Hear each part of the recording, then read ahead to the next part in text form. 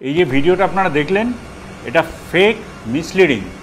আবারও দায়িত্ব নিয়ে কথা বলছি, মিসলিডিং।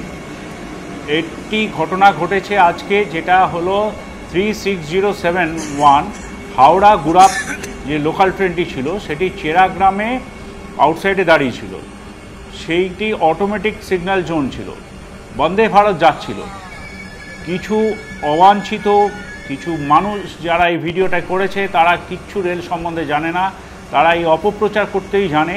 তারা উদ্দেশ্য প্রণোদিতভাবে মিসলিডিং ভিডিও বাজারে ছেড়ে রেলকে বদনাম করার চেষ্টা করছে। এই প্ররোচনায় পা দেবেন না।